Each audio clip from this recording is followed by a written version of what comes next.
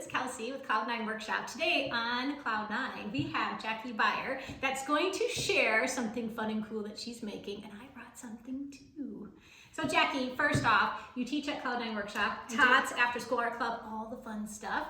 But also, Jackie is a fine jeweler, and in the summers, she escapes north to her family's summer camp for girls. What's the name of that summer camp? It's Camp Birch Knoll, all girls camp, tons of fun, but I love being here too and doing all things creative and crafty. And Jackie's always doing something interesting. So we have a bit of a show and tell. Jackie has one thing. I've got one under here as well. I don't know what she's brought, but Jackie, can you show us? I get to start? Okay. Yeah. So, I don't know if you mentioned this, but my background is in jewelry design and manufacturing, which is my main passion. And so today I brought something not new that I'm working on, but something old. So, can I have a drum roll, please? Okay. So I brought today, something I'm working on is a wax carving of a ring design that I started. It's in the works.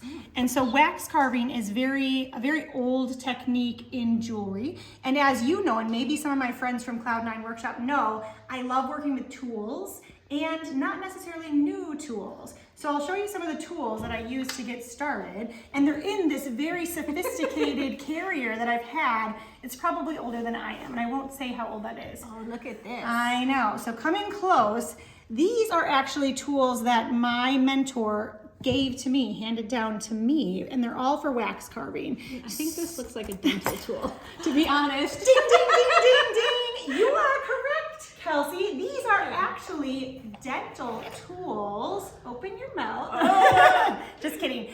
Very similar, the dental industry, as the jewelry industry, in making molds and models for teeth and jewelry. So that's a fun fact. But this started off as just a block of wax. And what I really like about it is that it's a slow, hands-on process, and you have to have a really good feel for it. So this, for example, is used to carve out the size of the ring that you're making. I use a millimeter slide gauge to measure things. Everything has to be precise, and they're little tiny works of art, which is what I like. I use a calipers. So if someone wanted to try and get into some sort of jewelry making like this, what would be their first steps? Well, I learned at camp from a mentor, like I said, and she was really inspiring to me. I was a young child, and she took me under her wing and taught me everything that she already knew, and also taught at a university. So I had somebody that I knew in my personal life to teach me all of these things. That's nice. You could go to school for it, like I did. I went to a jewelry design and manufacturing school, but I also do a little bit of jewelry instruction here at Cloud9.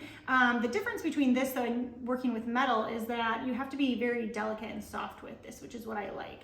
And with metal, and you also can't do 3D designs in metal. It starts with flat pieces or wire, and so this allows you to do sculpture in wax. Fun.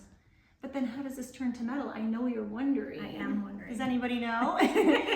So the technique is actually called lost wax casting. And so this piece will be completely gone in the end process. Really? You make a mold of this, and then you melt out the wax and inject molten silver into it. It's very exciting, very unusual, and that's why I brought it today.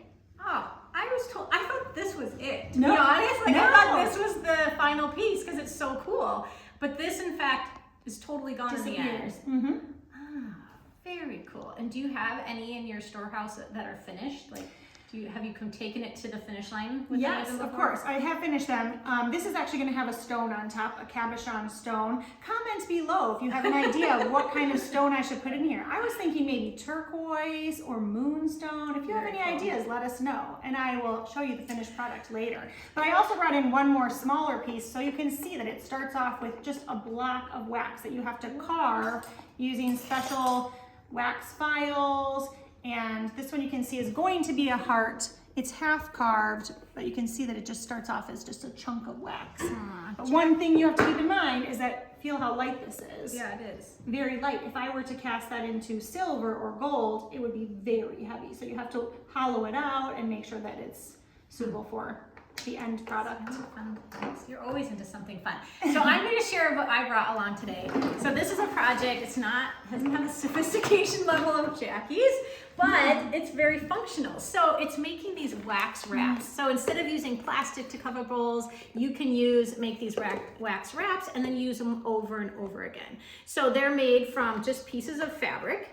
And I tend to choose fabrics that have more of a yellow tone to them because you're going to be using pine resin and also some beeswax and things, and those already have a yellow tone to them. So might as well roll with it, and they look better if you have those like browns and yellows in your fabric. And essentially you're heating it, you're melting them all together, and then you're painting them onto the fabric. And then you have like a cookie sheet, which you might want to put some parchment down, put those on there, you're brushing it on, putting it in your oven, evens it out, and then you get these reusable wax wraps that you can use over and over and over for years. So super fun. Do you need any special equipment besides the resin and the beeswax? With these, I use jojoba oil. So the 3 ingredients: pine resin, the beeswax, and the jojoba oil, and then fabric, of course. And I would say anything that you tend to use for this will forever be a part of this project. So it's always like they get pretty goopy. So designate some things. These were just jars from peanut butter and things. So you don't need fancy stuff. But even when you go to hang them to dry, like on a hanger, that hanger you probably don't want to put your nice gloves on again. So, and where do you get resin? Pine resin, great question. You can actually just, if you trimmed your trees in the back and you let that pine resin, the first ones I made were made from actual pine resin outside. Great story, too long for right now, but just to point out that this is all tree parts. Then I've got a little more involved and I bought some pine resin that you can get online. And then of course you have your beeswax and then jojoba oil. So super fun project that helps you reduce and reuse. Jackie, thank you for joining us today. Thanks for having me. And that is On Cloud 9.